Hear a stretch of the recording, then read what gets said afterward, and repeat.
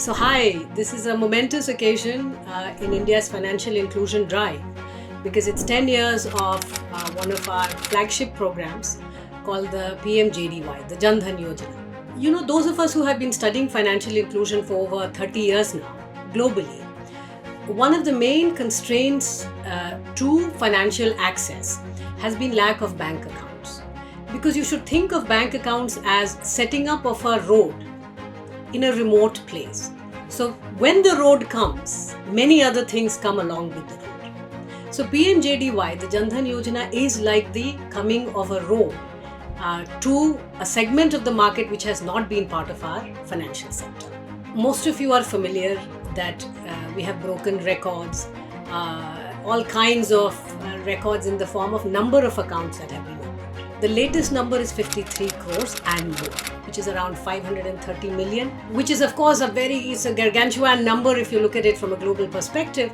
But I think the story is not just in terms of the numbers. The story is in terms of what is it doing to the lives of people at the bottom of the pyramid, or if you consider the bottom 40% of the population. First of all, overwhelmingly women.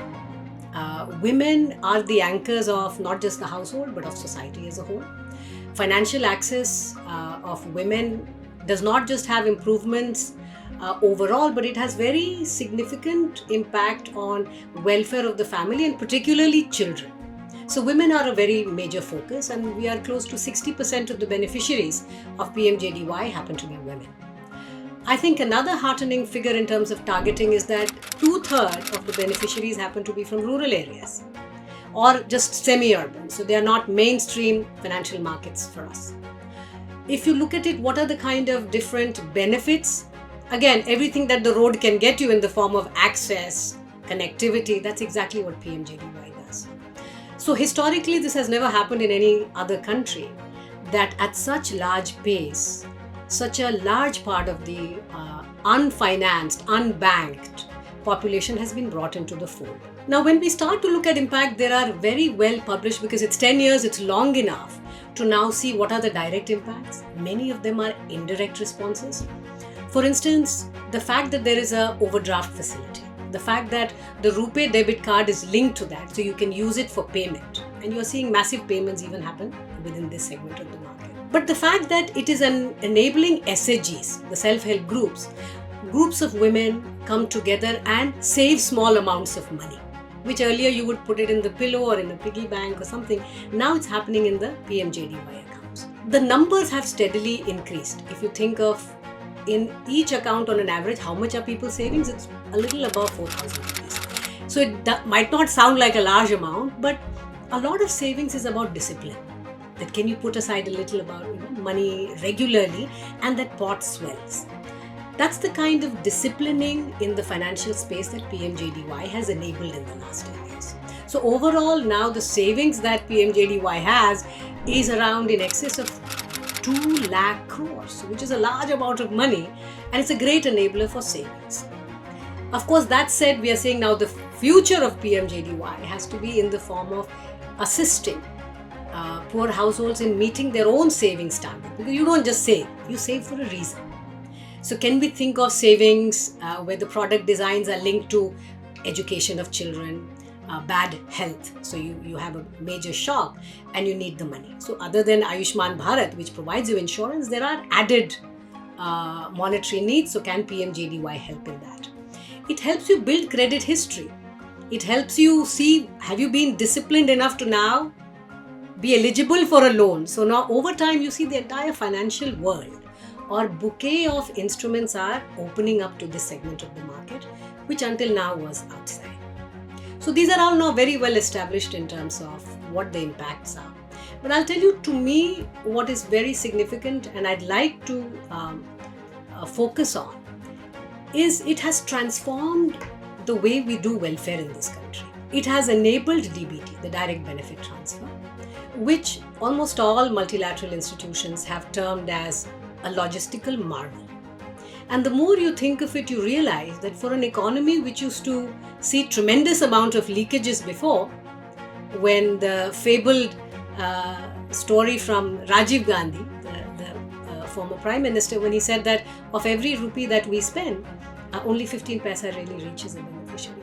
So imagine from a world like that, we are in a new world where we are now saving 1.5% of the GDP in doing welfare. That's the kind of efficiency that we have improved because of having a Jan Dhan Yojana and enabling a DBT in this country. So we have made welfare very efficient, right? But that's not all. I think we have changed the culture of doing welfare, because it's not what welfare you give, but how you give it. Earlier, even if a beneficiary is entitled to certain benefits, you would have to wait outside, wait in a line, long delays. This we call poverty parade. We don't see poverty parade anymore. And a large part of that eradication is on behalf of the fact that people are entitled to certain things and the government is reaching them directly without any intermediary in the form of a government functionary, a middleman, etc.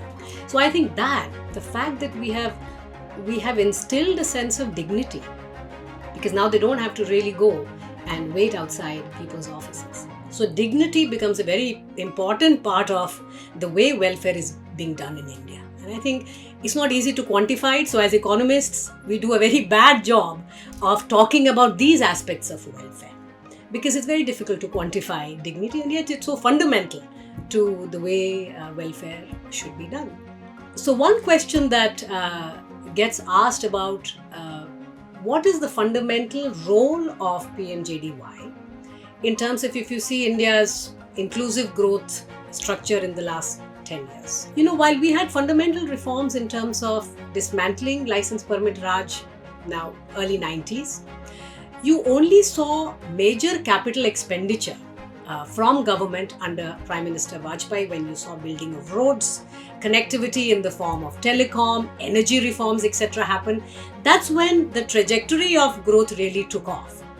Now think of the financial architecture of the country being fundamentally rechanged or turbocharged in some sense post 2014 due to PMJDY, because it is like setting up a core infrastructure for financial inclusion, not just limited from the government or the sarkari way of looking at things, which means I can do welfare better.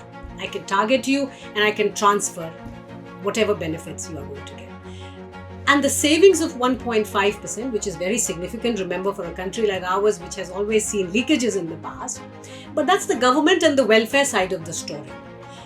There is an equally compelling, perhaps more so, from the private market participation point of view, which means it actually enables further growth. When this entire segment, which is bottom of the pyramid, the minute it gets linked to this financial infrastructure in the form of a bank account, which is what PMJDY is, they are in a position to use this core asset or core infrastructure for many kinds of transactions, right? Which enables payment system. That is why we've seen this massive revolution in the form of the UPI enabled by RuPay, etc. All backend is PMJDY. The entire DBT architecture, whatever the pensions, if you look at KISAN credit cards, if you look at any form of money getting transferred, it's at the back of PMJDY. But I think one thing which is poorly understood and underappreciated is how economically active even poor households are. So there are many different kinds of financial transactions, and sometimes very sophisticated. These are poorly understood and not well documented. But now the data which is coming out is very compelling, that the poor also lead extremely sophisticated financial lives. Almost all of it today being enabled by PMJDY. So I think there is a reason why we feel very proud of this. And we need to understand the various phenomena that are at play here in terms of transforming the lives of the bottom 40% of India's population, driven fundamentally through this instrument, which is PMJDY.